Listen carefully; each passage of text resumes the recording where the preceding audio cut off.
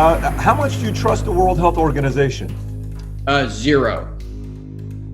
Zero. So it's fair to say that you and Tedros are not on texting mode.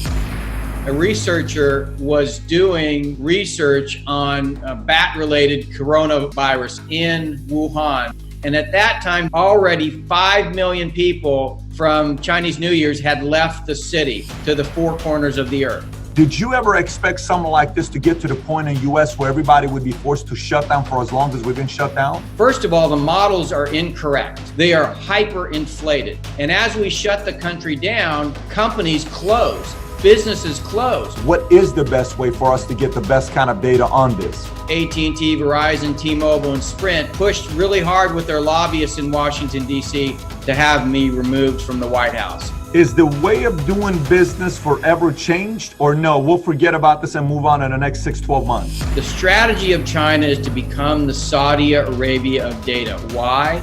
Because it drives artificial intelligence. If they were to announce a vaccine is out and Bill Gates is coming out with the vaccine, would you take that vaccine? 30 seconds. Did you ever think you would make it? I feel I'm so close I could taste sweet victory. I know this life meant for me.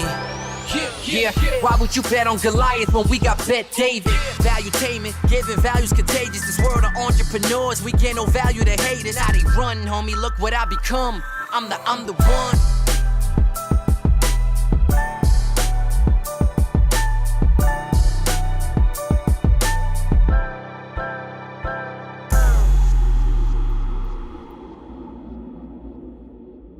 My guest today is General Robert Spalding. The last time we sat down together to do an interview was November 29, a month before this coronavirus pandemic took place and started spreading.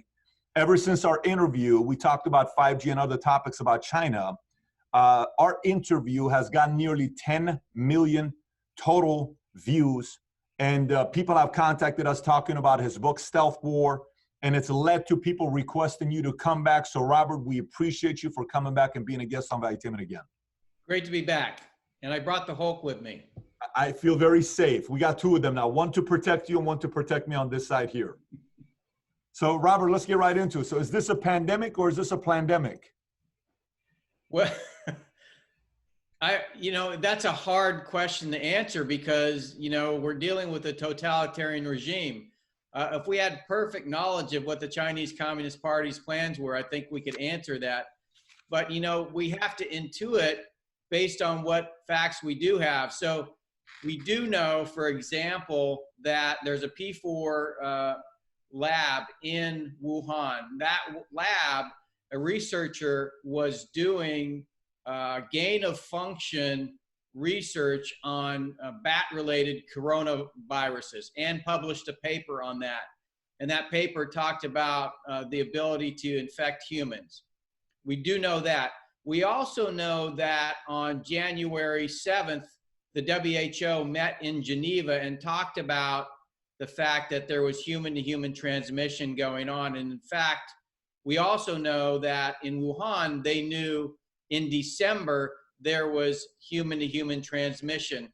And of course, we also know that Xi Jinping met with the Politburo Standing Committee where they, and he talked about taking control of the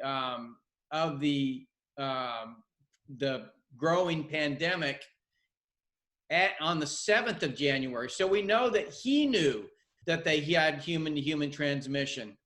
And so, and let me revise that. On the 23rd of January, the WHO met in Geneva and talked about human-to-human transmission.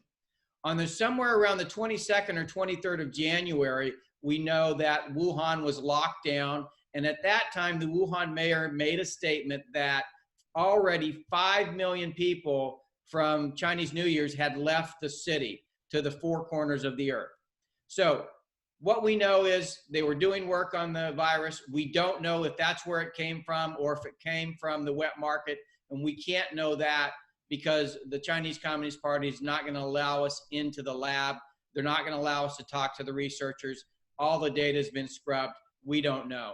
What we do know for a fact is both the Chinese Communist Party leadership and the WHO leadership knew there was human-to-human transmission prior to the 5 million people leaving when they locked down Wuhan. So pandemic, I don't know, but in terms of the origin of the virus, I do know that in terms of the pandemic itself, you could call that a plandemic because they knew that there was human-to-human transmission and they let those people leave.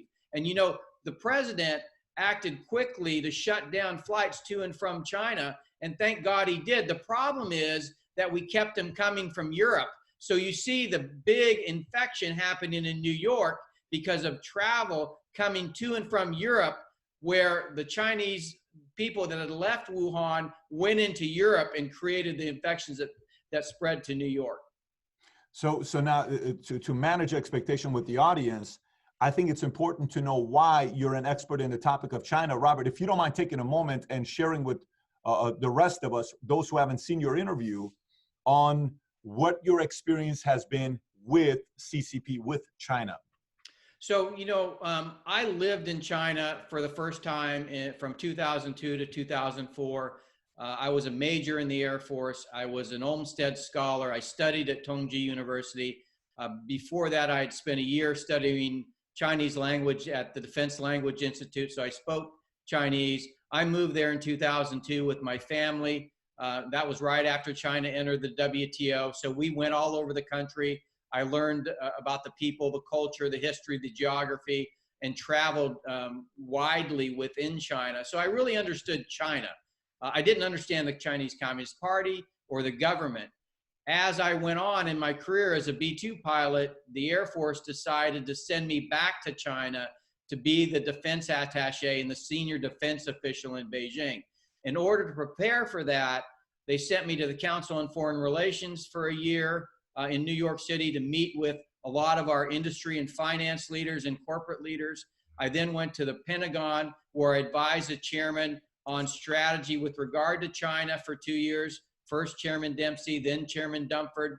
And during that time, I had a team of China experts that were solely focused on understanding the China competition with the United States in economics, finance, trade, information, media, propaganda, all elements of the competition. And I went from there to be the senior defense official in Beijing. And almost immediately after the 6 months I spent there, I went to the White House to be the senior director for strategy at the National Security Council, where I was the chief architect for the national security strategy that we're currently implementing with regard to the globe, but more specifically China. And if you don't mind also sharing why you were fired a few months later after being hired. What caused you to be fired when you started speaking on a certain topic? It kind of raised some eyebrows. What happened there?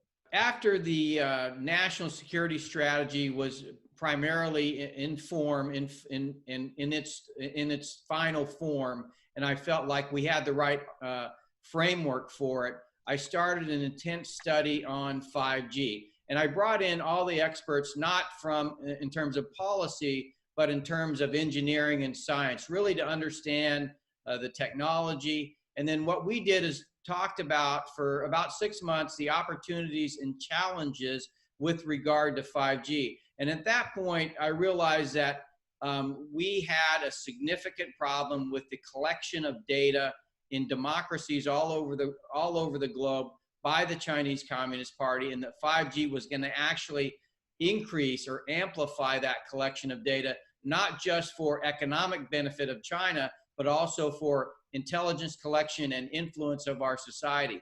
I wrote a report that was intended to stay within government to explain those opportunities and challenges, and I actually briefed that report to many of the cabinet members in the current Trump administration. What happened was the telco industry, you know, AT&T, Verizon, T-Mobile, and Sprint, found out about the report, were concerned that it might lead to some kind of changes in terms of how we regulate the collection of data on Americans, and pushed really hard with their lobbyists in Washington, D.C. to have me removed from the White House. And who were the two characters that were not happy about you speaking against China? Who, one on each side? One was a Democrat, one was a Republican. Well, so in the book I talk about, and it's really, it's meant to be representative of both parties, really, and the influence of the Chinese Communist Party in both parties. So in my book, I talk about both Senator Mitch McConnell, who has, through his wife, ties to the former General Secretary of the Chinese Communist Party, Jiang Zemin, and of course, Joe Biden, who through his son, Hunter, Hunter had gotten, I think, $1.5 billion from the Chinese Communist Party for a private equity fund. So, I really try to explain that it's happening on both sides of the aisle. Perfect. And the reason why I wanted us to start there with the basis is those who haven't seen this, you're not leaning one side or the other. It's very neutral, and it's not a conspiracy. This isn't something where you create content. You're not a content creator. You're somebody who was a general. You're somebody that directly had experience living in China, and you're giving us your expertise based on data you have access to that some of us maybe don't have access to. We definitely don't have access to with the research you can do. Now, before I get into some of the other stuff, Robert, I took this approach with Gordon Chang that I had on. Gordon Chang was on that documentary that you were also part of with Epoch Times that I think was launched a couple weeks ago. And I also had Danielle DiMartino Booth, who was also on here. We talked more on the finance side. And then this morning I had David Icke on, which many would call him a conspiracy theorist. He calls himself a conspiracy researcher. And it's confused a lot of people out there, and it's scared the head out of a lot of people because they're hearing a lot of things. I'm going to ask you what some claims that are being made out there, and you're a very reasonable guy. How much credibility would you give to this? Robert, if you don't mind just saying 0, maybe a little bit, 100% that's accurate. That'll give the audience a better understanding of where your views are with this. Are you comfortable with that? Sure. Okay, number 1, is coronavirus real? Does it exist? Yes. Okay. Number 2, is 5G the reason for the spread of coronavirus? No. Number 3, is it natural or is it man-made? That I would lean towards I would lean towards it's natural, but I believe this particular strain was modified in a lab. Tell me why you say that. Because the species of bat that is purported to have come from doesn't exist in Wuhan. And so the idea that it came from the Wuhan wet market and then jumped to civet cat and then jumped to human, I just find implausible. Did you see the report that came in yesterday from an insider that said source believes coronavirus originated in Wuhan lab as part of China's efforts to compete against U.S.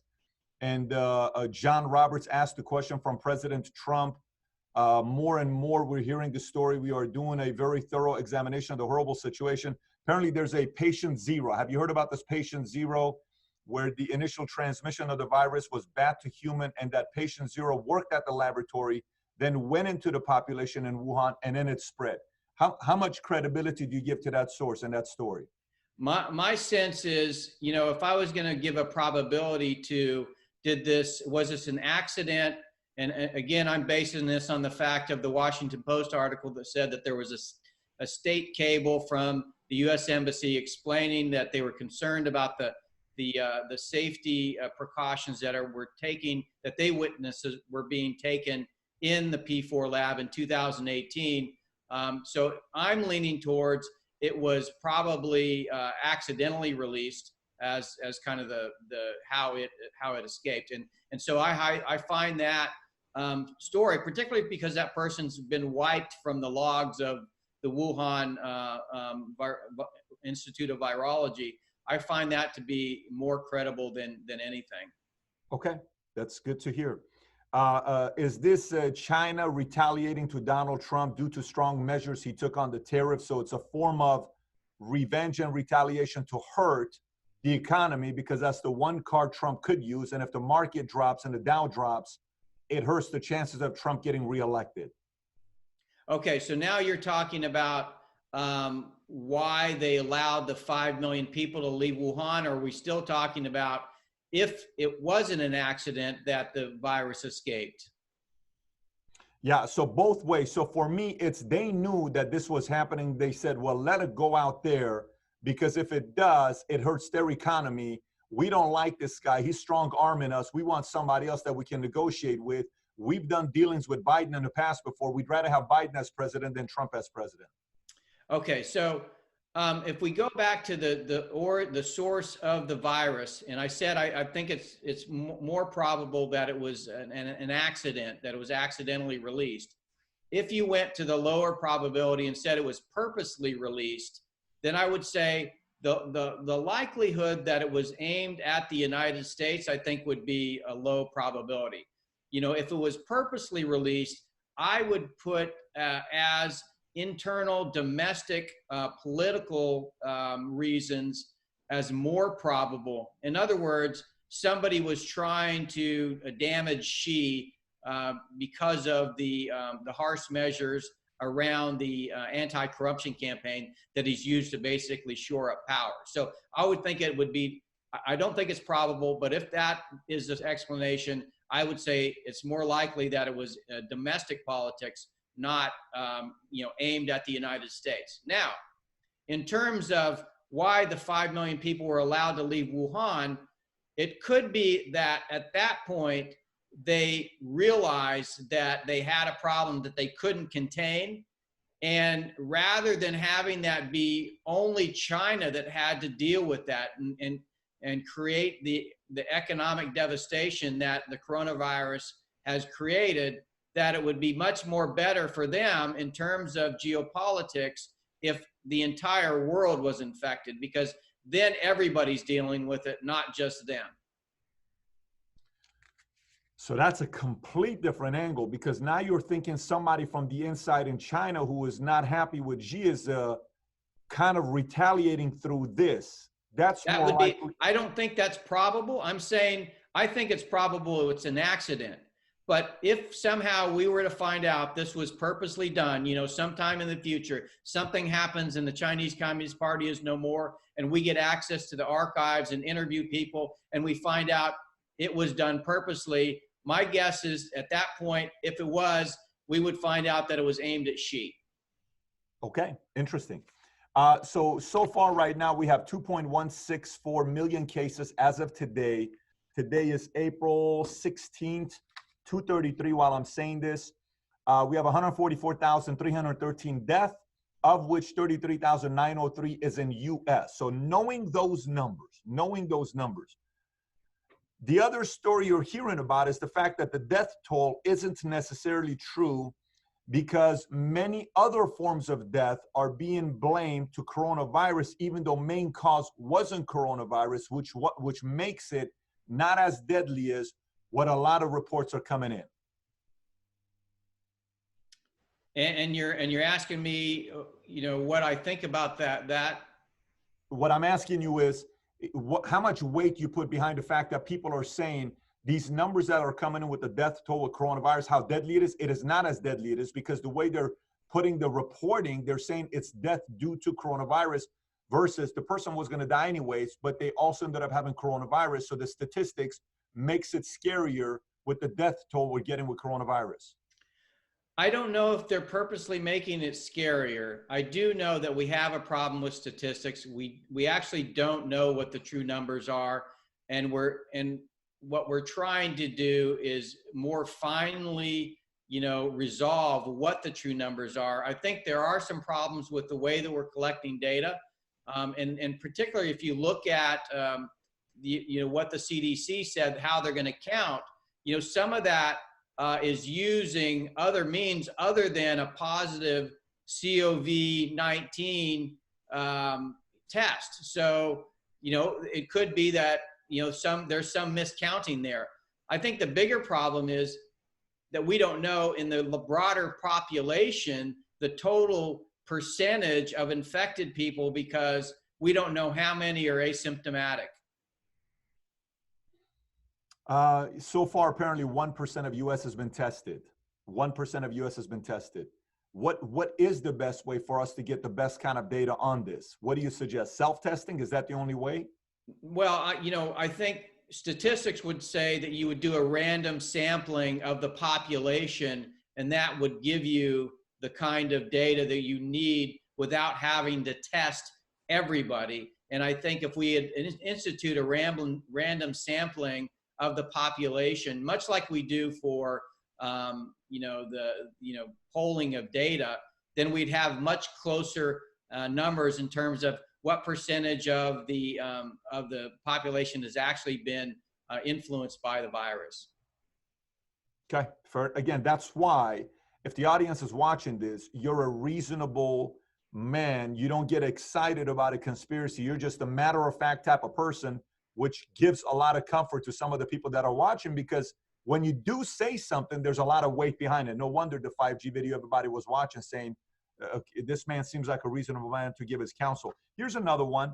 Another one you're hearing about is the fact that coronavirus is being used as a way of eliminating the older population to save many countries money due to the cost of, insurance of the elderly. What are your thoughts about that? That's just a very cynical way of looking at the world. I just can't imagine that anybody would come up with something like that. That's more like the CIA, was responsible for 9/11. Okay, that's good to know. So that's where you are with that one. Okay, how about the Bill Gates and vaccines? The TED Talk he gave in 2015, and then, after he gives a TED Talk for 2015 about one of the things we have to worry about is pandemic. Then I go research an interview he did with Dr. Gupta in 2011, I believe, February of 2011, where Dr. Gupta asks tens of billions of dollars over the next 10 years to make the year of the vaccines. What does that mean exactly? And then Bill Gates' response, over this decade, we believe unbelievable progress can be made in both inventing new vaccines and making sure they get out to all the children who need them. We only need about 6 or 7 more, and then you would have all the tools to reduce childhood death, reduce population growth, and everything, the stability, the environment, et cetera, et cetera. How much of this has to do with reducing population growth? Because there are people that are, I don't want to say the word depopulation, but a method of reducing population growth, because long-term, we cannot sustain constant population growth that we have. Well, what you see, and typically in developing countries, is as they become more wealthy, they tend to produce fewer children. So it isn't, they tend to top out and we don't get to a situation where, they're overpopulating their area. In fact, some of the developed countries are actually being depopulated because they don't have enough, population growth. So I don't really find it plausible that we need a vaccine to, get rid of a bunch of old people because we have too many people. I just don't. That doesn't make any sense to me. It doesn't follow the pattern of kind of development of societies. So if they were to announce a vaccine is out and Bill Gates is coming out with the vaccine, would you take that vaccine? For the coronavirus? Yes. Absolutely. Absolutely. 100%. Yeah, of course. Tell me, why are you so certain about saying absolutely? There are people that are probably flabbergasted by you saying absolutely. Well, because look, for most things, the immune system's prepared to deal with it. If something new gets introduced, like this coronavirus, who knows what the implications are for your health? I think we come up with vaccines to prevent these kinds of horrible diseases from taking a certain percentage of our population every single year. I think, if you look at, the evolution of, health, it's primarily because of sanitation and the germ theory of disease that we have extended, lives so much. But it's also true that things like smallpox and other things that were a scourge on the earth have been eliminated because of vaccines. So vaccines play an important role in population health. And I'm more terrified of people not vaccinating their children for things that can cause, widespread social death. Like this pandemic is really not as bad as like the Spanish flu. And so, we need to think about the implications if, say, we had now at this point 30 million dead, how devastating that would be. So that's what vaccines bring. They actually protect the population from these really bad diseases that tend to come out. And that's why we have scientists that are looking at cures for this stuff. So I would absolutely take a vaccine for coronavirus. And I would recommend everybody that I knew take a vaccine for coronavirus if we had one. It is interesting to note, by the way, that we've had HIV with us for decades now, and we still don't have a vaccine. So I guess I would ask Bill Gates how's he so confident if we can't even find a vaccine for HIV or for AIDS, excuse me. Where are you going with that? Well, I think it's going to be a lot harder to find a vaccine than maybe we think it is. That leads me a whole different question before I wrap up this section here. Here's my next question for you is, Robert, I'm not worried about the coronavirus. I'm not worried about COVID-19. Here's my concern. And, you're hearing about the fact that China, the games they want to play, and I think you would probably verify this, they're realizing they're not as strong military-wise as U.S., and if they were to ever have a direct war, that's just not their style. So they're spending more time into biochemical warfare. They're spending more money into drug trafficking, poisoning, environmental destruction, computer virus dissemination. Are you familiar with that being one of their approach that they're taking, China? Yes. That's already out there. Everyone knows about that. Yes. Okay. So then this is my follow-up to you. What if it's taken this long, and you're hearing people say, Anthony Fauci say it's going to take 12 to 18 months to get a vaccine, right? And another doctor the other day talked about the fact that zinc helps with the help of quinine, and with the help of all these things he was talking about that could help with this, which are symptoms of malaria, which we've gone through before. But what if we have another pandemic, another virus that spreads, that's highly deadly and with a very high R0 score, that's viral and deadly? How do we cure that from spreading? Is this going to be a norm now where countries and the world's going to be shutting down more often the next decade or two? Well, I think one of the things that we could think of is how we could use better technology to recognize that we have an outbreak and deal with it in a humane way. And for this, I would refer you to how Taiwan dealt with the coronavirus as opposed to the Chinese Communist Party.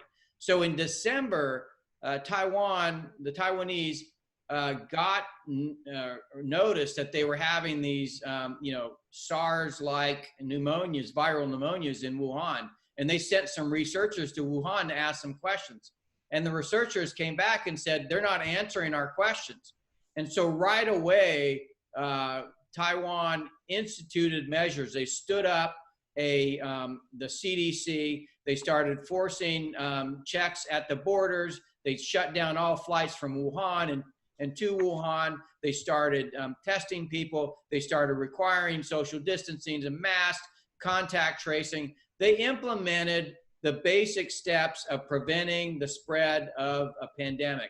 And if the Chinese Communist Party had acted like that, we wouldn't be in the situation right now. And if you look at how Taiwan's dealt with the coronavirus, they've had very mild issues there because they were on it, right away.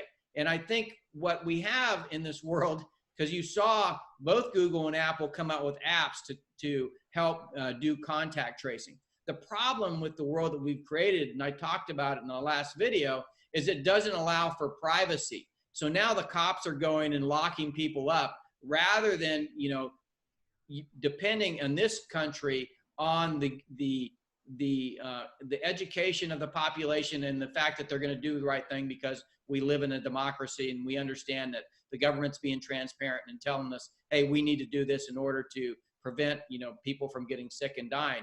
And we could bring technology to that. And I've actually wrote about that when I was at the Air War College back in 2008 to say we need to really prepare for a pandemic because we are working on genetically altering organisms and creating organisms in the lab that haven't existed before. And if we do find one that has an R0 of greater than 2 and is 100% deadly, of course, you know what that means. So we need to be prepared, and technology can help us be prepared, but we need to do it in a way that protects our democracy. And today we are not doing that. I would not trust tech company or the Chinese Communist Party to put out tracking stuff right now, because it doesn't, that's why global data protection regulations were put in place, because the Europeans realize that these tools have gotten far too invasive into our lives, and we need to implement technology in a way that can protect us from a pandemic, but not turn us into an authoritarian dictatorship at the same time. Robert, who do you trust to protect us today? Who do you trust to make the right decisions to make sure this can be either prevented or this can be handled in the most effective way possible in the future when it happens again? Well, I would say that today we need to revamp the CDC. The CDC was clearly not prepared to deal with a pandemic. I would say in that case that Bill Gates was right, but he's not the only one. A lot of people have said, hey, CDC, you're not prepared. We're not doing the things the right way. I would, after this is all over, I would go to Taiwan and basically say, show us what you did. And then let's figure out how in our democracy, we're not Taiwan, they're a much smaller country, a lot fewer people, but how to in our democracy to become a lot better prepared for dealing with a pandemic, because there's going to be something else that comes in the future. And so we can't just forget about it like we forgot about SARS. We actually need to learn something this time, apply technology, but apply it in a humane way that really recognizes that we're a free society and citizens want their data security and privacy intact. When you were active in the Air Force and you lived in China and you had all these pandemics that's being talked about more over there than here, did you ever expect something like this to get to the point in the U.S. where everybody would be forced to shut down for as long as we've been shut down? No, but you know what? That's to be expected, because I didn't think, I understood, as I said, as early as 2008, that we could have potentially a pandemic that would be devastating. But you don't really think about the consequences. I didn't sit there and dwell on, okay, this would actually be, the economic devastation would actually be worse. It's only after, the first week of this shutdown that I realized, oh my gosh, first of all, the models are incorrect. They are hyperinflated. Now that's the first week of this shutdown. And I realized, okay, what's going to happen here is, based on the data that I'm seeing, the empirical data, the actual deaths that are happening, the actual infections that we're finding, that this is not going to be as severe as the models are predicting. And the models are driving us to shut the country down. And as we shut the country down, what happens? Companies close, businesses close, people are unemployed. We've got, I think now it's 23 million. We're looking at something like 40 million people being unemployed in a short period of time. Oh, by the way, food factories have shut down. So warehouses are starting to drain and supermarkets are going to be next. This country, the way we do logistics and delivery of supplies is not meant for a long-term shutdown. And so what I realized after the first week is, if we didn't figure out how to deal with this and open the country back up, the economic devastation would be far worse to our social fabric than anything the coronavirus could do. And of course, that's played out exactly as I said. So if you were somebody who was in charge, and now that we have some more data, would you say open it back up to getting the economy going and businesses opening back up? Is that what you're suggesting, that it's time for us to do that? Yep, I would institute randomized testing of the entire population, randomized. We don't have to test every single, statistics works. We can do random testing. I would institute masks and social distancing, and I would put people back to work. And for those that were most at risk, I would say continue to quarantine until this abates. But here's the deal. Those people aren't going to want to stay cooped up for 12 to 18 months that Dr. Fauci thinks it's going to take to get a vaccine. So what I predict will happen is people will be wearing these masks for about 2 weeks, and then they'll be back to work, and then the masks are going to come off, and then they're just going to start living their lives again. I think what we have now is mass hysteria and mass fear, and we need to get back in contact with each other again.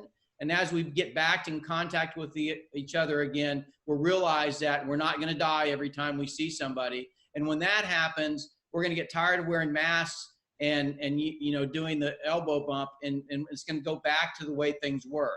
But we need to be able to get people out of their homes and in contact with each other and actually running the economy, because if we don't, we're going to be in a big trouble, and the country is not going to be able to deal with the social disorder that's going to come from this long-term economic shutdown. Is the way of doing business forever changed, or no, we'll forget about this and move on in the next 6-12 months? We'll forget about it and move on. You think we're going to forget about it and move on? I think we're going to forget about it and move on. Interesting. People have very short memories. We just need to get rid of the fear, create some certainty, understand that no, everybody's not going to die. Some people won't even get sick. Most people, 85% of the people or so, will not even have symptoms. It's a big number. 85% won't even have. And you're hearing about some people even being immune to it, meaning they can't even get it. Like even if you. Well, and that would be the 85% that don't have symptoms. I mean, essentially, disease really comes from the reaction of the body to fighting the organism, and Right. and the fact that you have some pre-existing medical condition or you're elderly. So you're thinking a part of the solution is immediate herd immunity with a form of quarantine for those who are above a certain age to keep staying safe until this goes back to normal. So you're for a form of herd immunity. So yes, but I'm also for flattening the curve. I recognize that, and particularly, and this is what I said also in the beginning, the entire country is not New York. If you've lived in New York, and I have, you understand the population density is such that it needs to act differently than Fresno, California, where I grew up, right? We're not packed like sardines in Fresno, California, but we definitely are in Manhattan, and 40% of the people are riding the subway. So that's a different situation. So each locality in the United States needs to have different rules peculiar to that locality. And then we need to take precautions, as I said. So I'm not against flattening the curve. And so if we wanted to take 2 weeks off until we could get the right procedures so that people understood that you wear a mask not to protect yourself, you wear a mask to protect other people from what's coming, what you're breathing out. So if you are asymptomatic, you're not breathing those out up to 13 feet away from your body. And so, and then not shaking hands. Again, that makes sense in this current environment. But here's the deal. If we don't have a vaccine in 18 months, like Fauci says, then what are those people that are at risk going to do?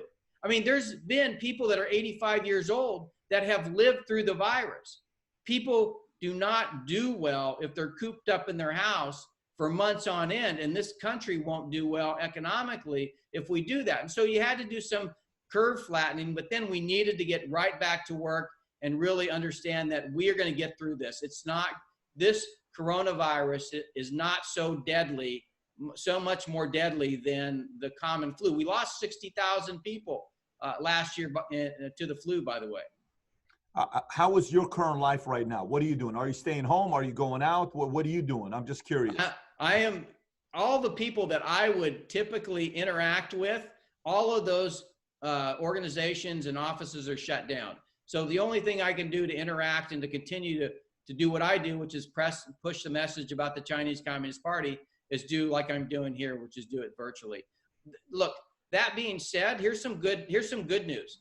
The federal government actually the Congress actually mandated that the federal government implement telecommunication for as much, or telework for as much of the workforce as possible. And the federal government's basically ignored that for decades. And hopefully what's come out of this is a realization, hey, that we can be somewhat productive doing telework. We don't want to do it all, but we can save money on transportation. We can save the waste of time that we're in the vehicle by doing a lot of things virtually. We don't want to do everything virtually, but I think that's one of the benefits of this actually shutdown is really recognizing that we can work like this. Is it driving you nuts or no? I'm going stir crazy. Yeah, I fully understand.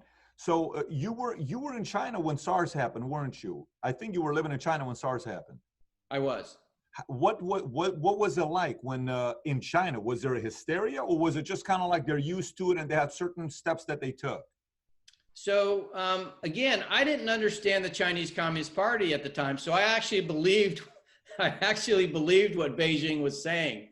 And at the time, it was in southern China where it started, I think Guangzhou, and then it spread to Beijing. And you know, do the geography. Shanghai is between Guangzhou and Beijing. So I thought it was odd that Shanghai had hardly any sicknesses, and I thought, well, there's something wrong there. But and that leads us to say we weren't huddling in our house. What happened was all the embassy people in the U.S. were evacuated when SARS happened, and but they forgot about us, me and my family. So we were living in Shanghai, and everybody had been evacuated for like a month. And then somebody picks up the phone and calls me in Shanghai, and they say, we forgot about you. Would you like to be evacuated? I thought, okay, well, if everybody else is evacuated, even though the numbers are low here in Shanghai, and that always seemed weird to me, maybe it's wise that we evacuate. So we eventually evacuated, and then within a couple of months, everything was clear and we came back. How quickly did things clear up there? Was it, I mean, meaning culturally, was the news saying, oh, everything's okay, everything is fine, it's nothing bad, just kind of like right now, the news. We only have 82,000 cases, only 3,000 people have died, and we haven't had any death since we've opened up. How much of it was the media trying to control the narrative, because the media is controlled by the government? How much of it was controlled by the government with the message? Yeah, I mean, I think it was, again, they were doing the exact, so how the government reacted, now that as I look back, I realized they were doing the exact same things. No exact change same at things all as in terms today, of how the as government today, dealt with it. as today. Same thing. Robert, with coronavirus going on, last time you and I spoke, this wasn't going on. How has your opinion about China changed the last 5 months? Well, my opinion hasn't changed at all. What I'm thankful to see is everybody is starting to have the awakening that I had in 2014 when I opened that email from the guy from New York and looked at the devastation of our economy, that the audit firm had found, and that's when my eyes opened. I think what's happening now, the coronavirus is enabling not just Americans, people all over the world to see for the first time with clear eyes what the Chinese Communist Party is and what they represent. So a lot of your theories where you were getting criticism for last year, now people are saying, well, Robert, I agree with you. You're getting that experience with people today. Absolutely. And not only that, they're buying the book, Stealth War, and they're reading it and they're understanding it. Look, Patrick, I knew that eventually people would wake up, because it's pure facts. You can see what's going on.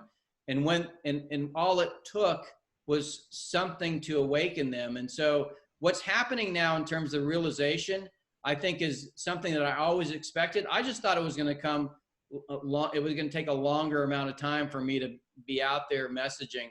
The coronavirus is actually, the other silver lining other than telecommuting is the awakening of the American people and other democracies to what totalitarianism is, what the Chinese Communist Party is, and how democracies really need to respond in a globalized world to the presence of totalitarianism in our midst.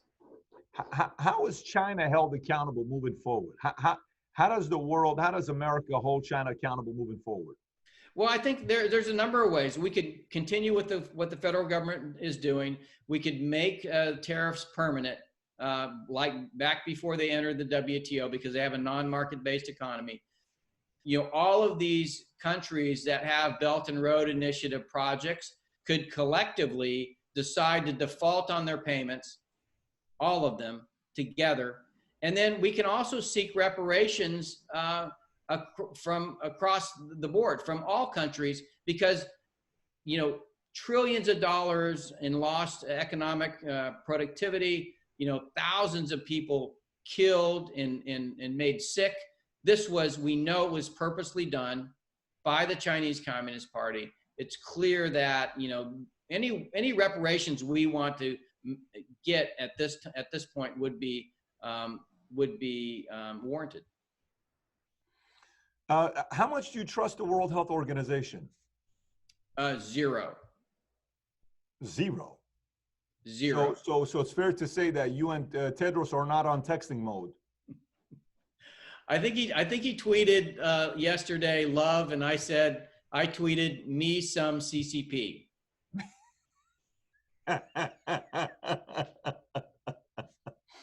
Do you think he is in bed with those guys? Absolutely. 100%, meaning 100%. No doubt in my mind. Why do you say that? Well, because if he wasn't, why would he, knowing that there's human-to-human transmission, not call for a global pandemic warning prior to those 5 million people leaving Wuhan? He enabled it. So the Chinese Communist Party perpetrated it, and the WHO, who has the responsibility to warn the public, just like the CDC of Taiwan warned its public, except world means everybody. They have the responsibility to unflinchingly go to China, ask the hard questions. If they get the wrong answers, turn around and say, global pandemic, shut it down. And Tedros is there having news conferences saying, we should not stigmatize China and we should allow travel. You know, there's no problem here. Okay, meaning you guys keep your airports open and all these infected people are going to go to Europe, then they're going to go to New York, and we're going to have tens of thousands of people die. That's what Tedros did. How did he get hired? How did he get the job, by the way? It was pushed. He's backed by China. And so was the prior Director General of the WHO. So it's actually been under the influence of the Chinese Communist Party for quite some time. Do you think Trump's making a right move saying they're going to defund them? What person in his right mind would fund an organization that is under the influence of a totalitarian regime and absolutely incapable of doing this job? It doesn't make any sense that we send 400, let's take that 400 million and let's reform the CDC and tell them to learn some lessons from Taiwan and actually implement them here. So the next time this happens, by God, we're in a better place. Who do you trust more, World Trade Organization or World Health Organization? I would put them on I'd say I trust the WTO about a half millimeters, a hair length above the WHO. You think guys like this, because sometimes you hear these stories, you think guys like this are getting paid on the side that no one knows about from China? Yes. Or do you think that, or you think Tedros is getting paid on the side and no one knows about? There is some remuneration that's going on that we will probably never have insight into. No doubt in my mind. Who does he report to? Who does Tedros report to in World Health Organization? Who holds them accountable? That's a good question. I would assume that the Secretary General of the United Nations, but and at the end of the day, all of these international institutions don't report to anybody. That's the whole point of the system. It's kind of we come together and agree on a set of rules that we're going to abide by. And that's what I've been trying to say is when you bring a totalitarian regime into that system that doesn't play by the rules, who then has the power to influence that system, instead of democratic principles, human rights, civil liberty, rule of law, self-determination, free trade, you get the opposite. Do you think this method of running a country can last a long time, or do you think a collapse like Gordon Chang talks about is around the corner? I don't think a collapse is around the corner unless democracies recognize what's going on and work to limit the influence of the Chinese Communist Party, both in their own countries and in international institutions. There's no way that they have too much access to innovation, technology, talent, and capital from the West, from all sectors, they're going to be fine. You know, if we were actually managed as democracies to come together. So forget about the WHO. Democracies need to recognize that the international institutions aren't promoting the principles and values that they espouse, and they just need to work together bilaterally and then over time multilaterally to ensure those principles are reinforced in institutions like the United Nations and the World Health Organization and the World Trade Organization. It's politics. Geopolitics is just like politics on a local or a national level. The more that you have on your side that are actually pushing for preservation of the system and preservation of the principles, that side will win out over those that are trying to tear it down. And I think what's happened is the democracies of the world have kind of let the authoritarians take over using money and influence, and they've been very successful at it. It's time for us to take back ownership of the international order and promote the kind of principles that we want to see go forward and propagate in the world. Makes you think. I asked this question from a few other people. I'm curious to know what you say about this. Is, we're sitting here and we're strong-arming China. We're negotiating with them, but at the same time, hey, we need some masks. Where's it made? China. Well, listen, we got to take it anyways. Hey, we need these ventilators. Take them anyways. Hey, we need this medicine. If they come out with a solution for coronavirus, well, China's 80% of pharma is built over there. Have we gone too far where the world is relying a little too much on China, and China knows it and uses that as leverage to negotiate and push people around? 100%, absolutely.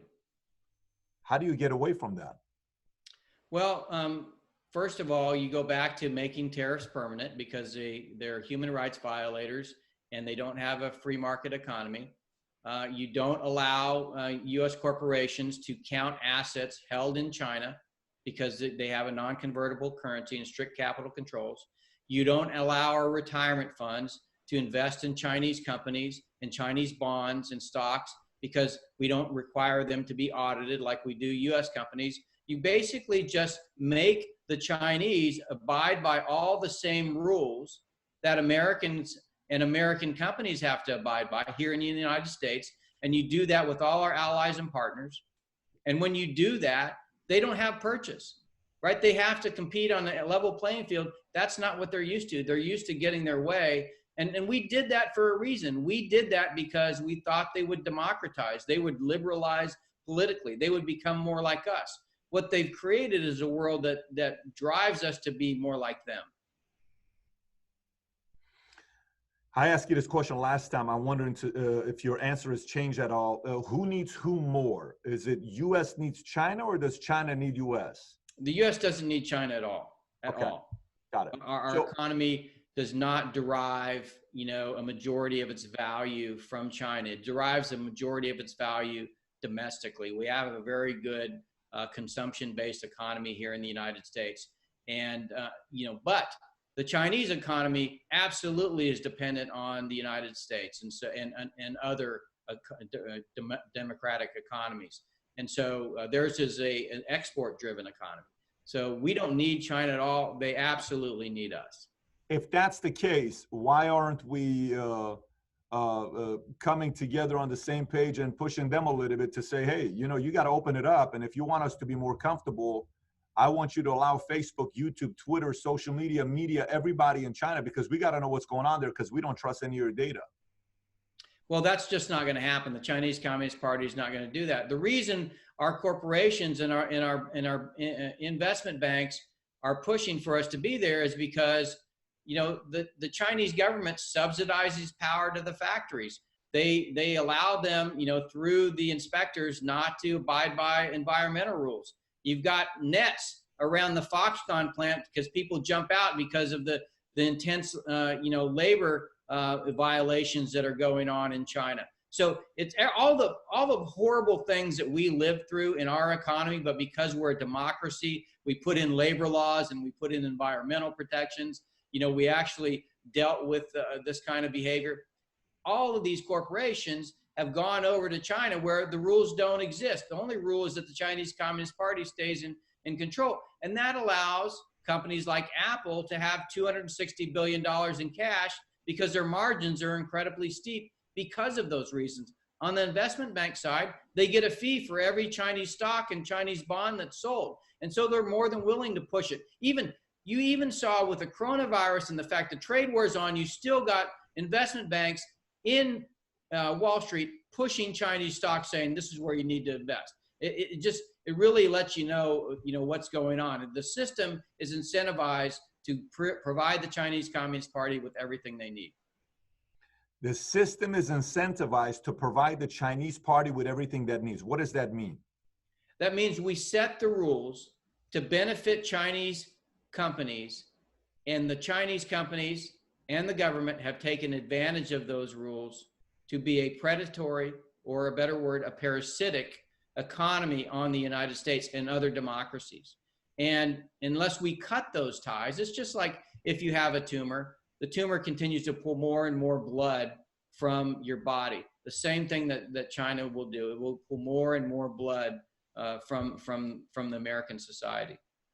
Let me ask you, one of your very good friends, Joe Biden, if you don't mind me talking about your good friend, Joe Biden, how do you feel about him now being the, now he's it, Warren is endorsing him, Sanders endorsed him, and oh my gosh, Obama's not endorsing him. This is catastrophic. Obama endorses him, Buttigieg, everybody, Super Tuesday, he's had momentum, right?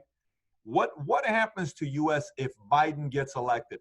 Let's just say this happens, and let's just say they can kind of get people to do voting from, home, and they don't have to go, and, voter fraud and all that stuff happens. What does America look like in 2021 if Joe Biden is president? Okay, well, so you have to understand that I'm a little bit of a different species when it comes to voting. Right now I'm a one issue voter, and it really is our relationship with the Chinese Communist Party. So as I look around, so first of all, I'm not really content with any politician that's been in politics for decades in this country, because I think that they've completely missed what was going on with regard to China. That being said, let's look at the Democratic side. Between Biden and Pelosi, I would be more inclined to elect Pelosi than I would Biden, because at least Pelosi has been consistent about her views on China and the Chinese Communist Party. That has been one, whether you like her politics or not, that she's been consistent on. On the right, I don't know anybody that's been consistent for a long time on the Chinese Communist Party, and they probably wouldn't be in politics if they had. And so I think one of the challenges that we have is, anybody that's an establishment politician that's running for the highest office in the land is not prepared to lead us away from the Chinese Communist Party. That's the way I look at it. I don't favor Biden just because I think he clearly has a favoritism towards China and the Chinese Communist Party. Do you think the tariffs would go away if Biden becomes president with China? I don't know that we'd have a different outcome, because I do see that some of the younger politicians are starting to come around to understanding the danger and the threat of the Chinese Communist Party. Doesn't matter if they're on the right or if they're on the left. So I think it'd be much harder to get, the things through Congress. But what would happen is he just would not, you would slow things down that need to be done to protect the American population. So I want to see somebody in there that's aggressively going after this, and then let's go another 4 years where we're actually focused on protecting our businesses and our people, and then let's see where we stand before we even think about having a more open policy with regard to China. The Chinese Communist Party is not going to change. So I would say that you have to view that with clearer eyes. Do you think President Trump's the right leader during times like this to continue challenging and pushing China?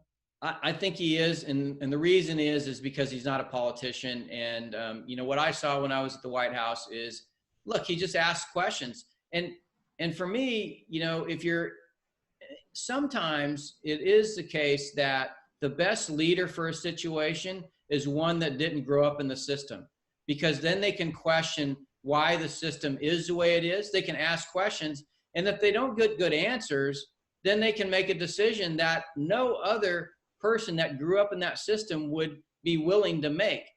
The hardest thing it is for people to do that have been in a bureaucracy for decades is really realize that they've been going the wrong way for a long time. And those people are very hard to convince. And so I would definitely look at somebody that's outside the mainstream, you know, to make the change.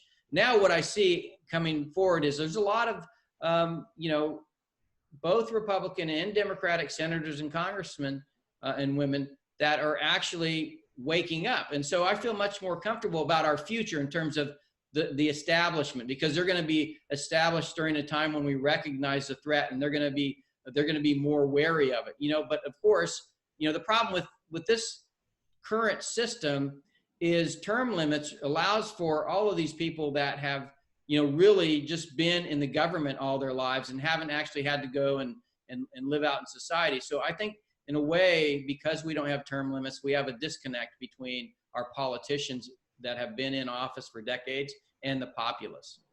If this continues past November, you see Trump still getting reelected? I hope so.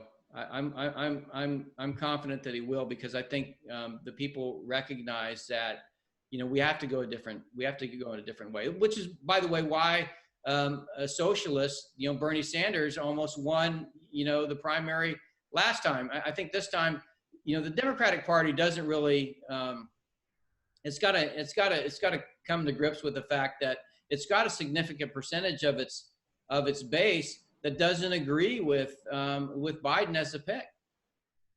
Big. I mean, AOC is going after him hardcore. She's not even slowing down at all. Okay, so let's shift back to the 5G conversation with coronavirus. When I asked you earlier, I said, do you see anything being linked between 5G and coronavirus? You said absolutely not. Tell me why.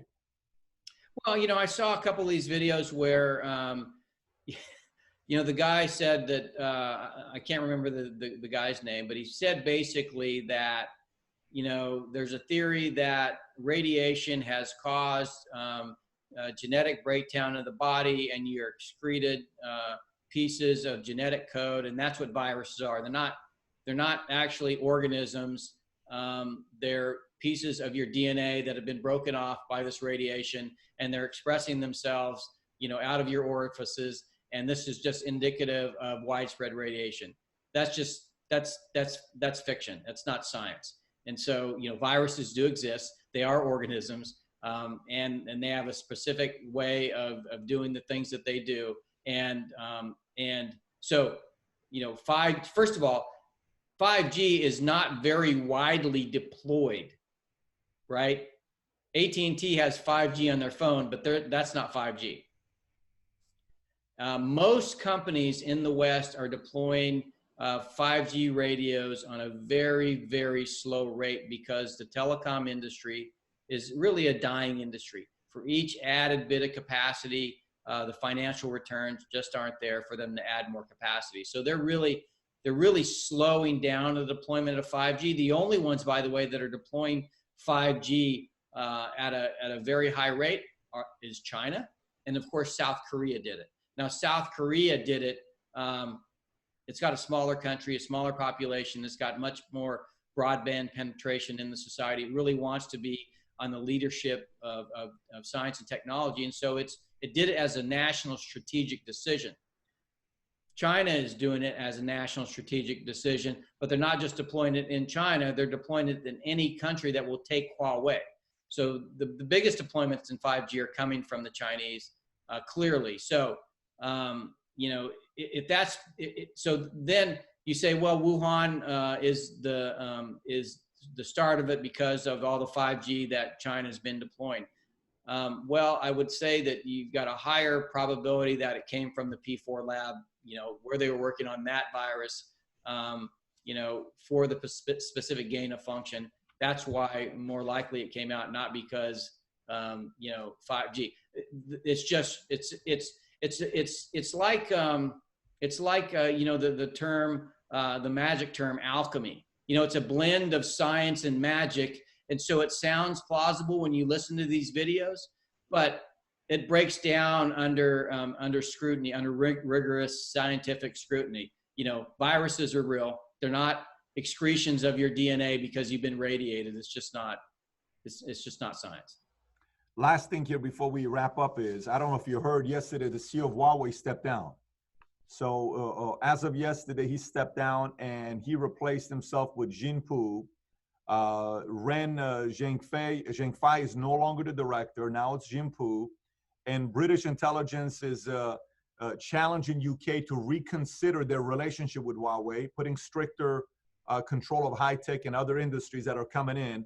And Huawei responds in an open letter calling not to change its partnership on 5G with Huawei. This is to UK. If they do, it will cause them harm, meaning it'll cause UK harm.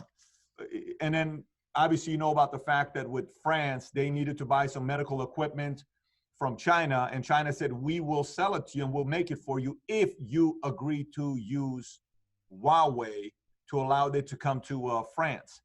What do you think about when you're seeing a country like UK telling China, no, we wanted to do business, we no longer want to do business with you, and they're getting that kind of recommendation to them? Well, you know, I think UK is a very special case. You know, 15 years ago, British Telecom went all Huawei. And so that means they have to build an entire new network from scratch. Really, nobody else has to do that. So I always knew it was going to be hard to get them over the hurdle, but not impossible. It's just going to take a longer amount of time. So, you know, I think what you didn't say is that they actually also China went to India with Huawei and told the Indians, if you take Huawei, it'll make you better able to control the coronavirus because, you know, the sensors that you can attach to the network will allow you to monitor the population for fevers and do contact tracing. So they're actually using it as a selling mechanism for 5G. I think what you're seeing is the whole world's waking up to the danger of, it's not 5G, it's data security. It's really privacy and data security that's a challenge, and artificial intelligence. I don't think I said this last time, but go read The AI Superpower by Kai-Fu Lee. He's China's leading artificial intelligence researcher. What Kai-Fu Lee says is that China is to data as Saudi Arabia is to oil. In other words, the strategy of China is to become the Saudi Arabia of data. Why? Because it drives artificial intelligence. That's what they're after. They're after the ability to be dominant in the economic sphere, in the social sphere, in the political sphere, and in the military sphere, and owning all that data will allow them to have the artificial intelligence to do that. That's what they believe. That's pretty powerful right there, to say they want all the data. I remember 10 years ago, 12 years ago, TED Talks had a conference and they said one of the main things moving forward is going to be data. Everything's about data. And we know now everything is data. Everybody who's building any kind of data companies, nowadays you want to go to college, the right degree to get is predictive analytics, because they're hiring you left and right for folks who understand predictive analytics. Robert, I'll give you the final thought. Anything here that you want to share with us before we wrap this up with coronavirus, with the current conditions, where people are at? People have a lot of thoughts, a lot of questions, a lot of fears, a lot of concerns. They're watching the news 24/7 with notifications telling them, you know, these are terrible times and scary times. What are your final thoughts for us here? You're going to be better than fine. You know, I see this country coming out of this coronavirus and coming out of this tight relationship with the Chinese Communist Party and making our society, our economy, our people stronger than ever, you know, freer than ever. I really believe we have everything in front of us, and we have all the things that we need. We have all the resources we need. We have the people, we have the talented people. We have, you know, the Constitution that provides us, you know, a freedom to live the life in the way that we want. I think, you know, I'm extremely positive on America. You know, I can say with confidence that in spite of all this, we are probably on the precipice of unprecedented economic growth and science and technology advancement. We need to recognize what we have in front of us and seize it. So you're bullish with the economy, with the market? I'm bullish. I am 100% all in, long America. I love it. Well, listen, it's good to have you back here with us. If you're watching this, you haven't read his book, Stealth Board, you must read it. We're going to put the link below. I read it in one sit down. When I read, I couldn't put it down. We'll put the link below. Also, contact information if you want to book Robert for speaking or any other gigs. We're going to put the link below as well to get a hold of him. Having said that, Robert, thank you so much for coming back to Valuetainment and being a guest again. Thank you, Patrick. It's great to see you again. Look, if there's one thing I will tell you, it's if you've not read his book, Stealth Board, it's a must read. I don't get paid to tell you this thing here. He didn't ask me to do this. I'm doing this. Here's the reason why I'm doing this with you is because moving forward, you have to know about China. 30 years ago, you had to know about Russia. Today, you have to educate. If you got a wife, husband, kids, you need to know about. If you're planning on doing business, making millions, you need to know about China. So if you've not read the book, click on the link below. Go buy the book, Stealth War. Outside of that, 2 other interviews I want you to watch. One of them is the first one we did with him, which was very deep with him. If you haven't watched it, click over here to watch this. The other one is interview I did with Danielle DeMartino Booth, an economist who worked for the Federal Reserve in Dallas for 9 years. The perspective she gave, let me just put it to you this way. Her interview was picked up by media all over the world. If you've not watched this, it's a must. And if you've not subscribed to the channel, please do so. Thanks for watching, everybody. Take care. Bye-bye.